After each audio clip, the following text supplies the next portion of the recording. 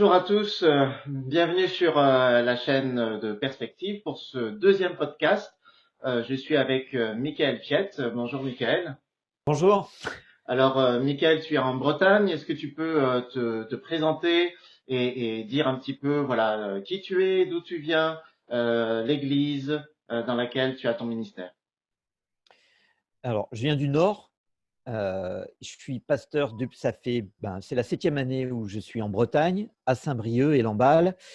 Et depuis 3 ans, oui, c'est la 3e année que j'accompagne à distance et parfois j'y suis l'église de Lannion qui est, elle, à 70 km.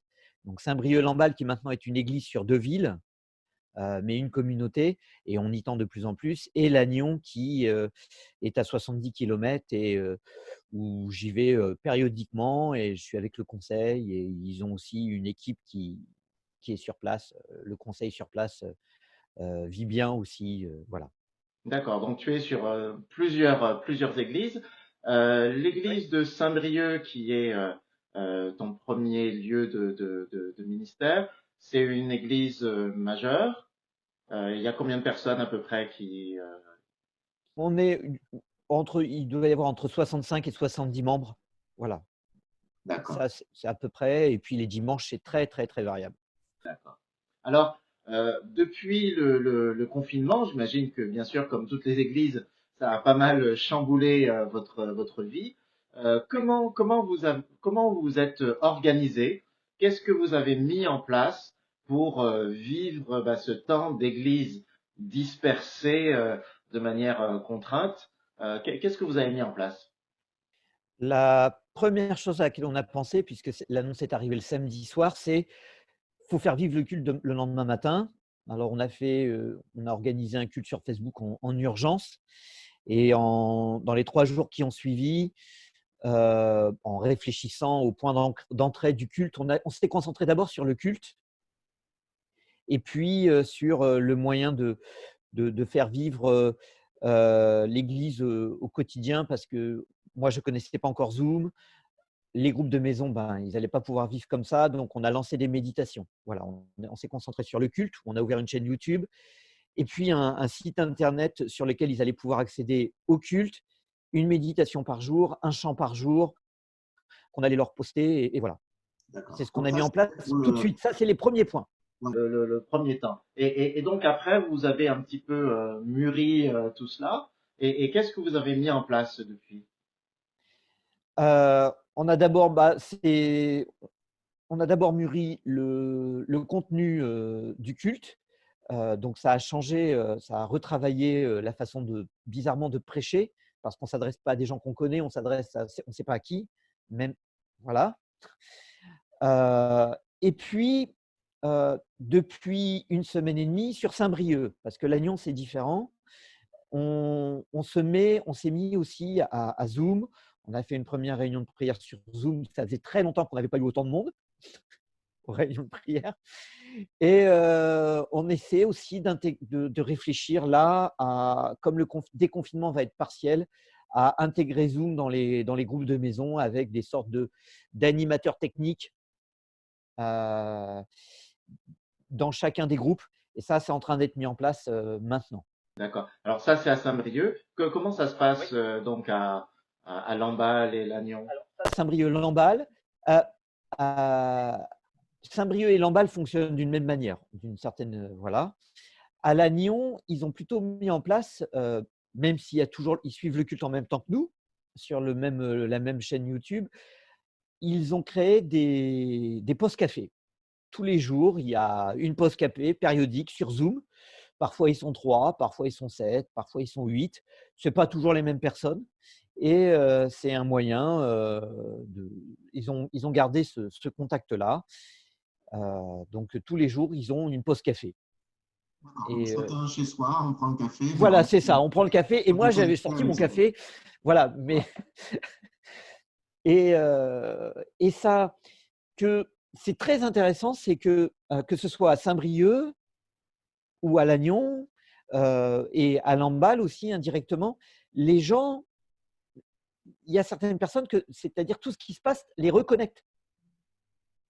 il y a des choses positives auxquelles on ne s'attendait pas. Moi, je me suis toujours refusé à me filmer, à ce qu'on me filme, parce qu'on me le demandait. Qu'on filme les cultes, qu'on filme. Et je me refusais pour je l'avoue, hein, pour des raisons pastorales.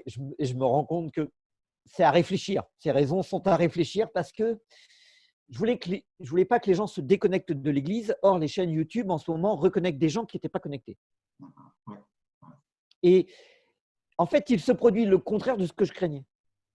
D'accord. Mais ça, c'est dû au contexte peut-être un peu particulier, mais en même temps, ça nous fait redécouvrir ou découvrir autrement l'utilité de certains outils auxquels on était peut-être un peu, sur lesquels on était peut-être un peu frileux, et de voir que finalement, ils peuvent avoir une utilité.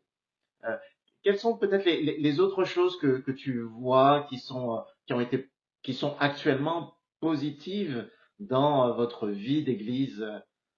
Alors, tu as raison de dire actuellement parce que c'est tout nouveau, tout beau, mais après, il faudra voir ce que ça va donner.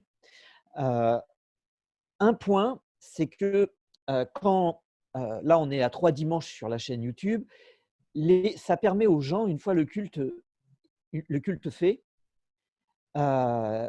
d'une certaine manière d'évangéliser. Parce que quand on pense à nos amis en écoutant un culte, on se dit mince, j'aurais aimé que cet ami-là, ce jour-là, soit là. Et que ce soit enregistré visuellement, physiquement, ça recrée de l'évangélisation. Plusieurs personnes de l'église de Saint-Brieuc et Lannion sont heureux parce qu'ils réclamaient de l'évangélisation et pour eux, ça redevient un outil.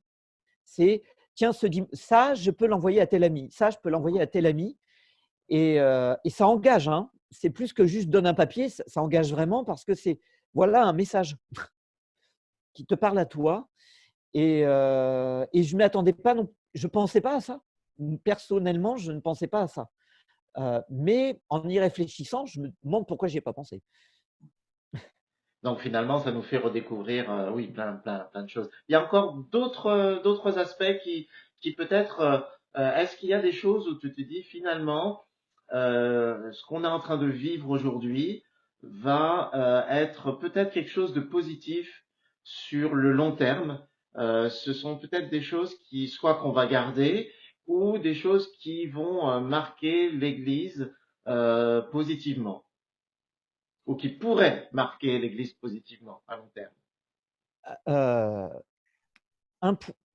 je pensais à deux choses ce matin. C'est dans les chants qui sont donnés le dimanche matin en ce moment, dans les choses, on les a encouragés. Ce sont des frères et sœurs qui disent tiens, j'aimerais bien pour le prochain culte, parce on est sur telle valeur, est-ce qu'on pourrait mettre tel chant? Est-ce qu'on pourrait mettre tel clip vidéo? Et donc, on demande des autorisations. Mais il y a une participation plus active. Je parle en dehors de la prédication, même parfois sur un passage biblique. Pas ce dimanche-ci, dimanche d'avant, c'est quelqu'un qui est venu, m'a dit tiens, sur la paix, est-ce que tu pourrais regarder, voir si tu peux faire une méditation sur ce texte? Il y a une participation volontaire des uns et des autres sur les chants choisis, les chants chantés, le texte biblique parfois. Il y avait déjà tout ce qui était artistique autour des valeurs. Donc on a rajouté un onglet sur le site où on a les tableaux qui sont mis au fil de l'eau. On les a aussi mis sur le site. Donc ça, c'est quelque chose où déjà on avait envie de faire participer les uns et les autres au choix des chants. Et on voulait ouvrir ça. Et alors c'est toujours quelque part. C'est une catégorie de frères et sœurs qui sont sensibles au chant, qui proposent. Mais ils proposent et ça serait ballot de refermer le robinet à ce moment-là, sur cette participation active de la construction et l'édification d'un moment avec Dieu ensemble, en fait. D'accord. Ouais, ouais. Donc ça c'est quelque chose que tu espères qui va rester, porter un fruit durable. Est-ce qu'il y a autre chose encore que tu perçois?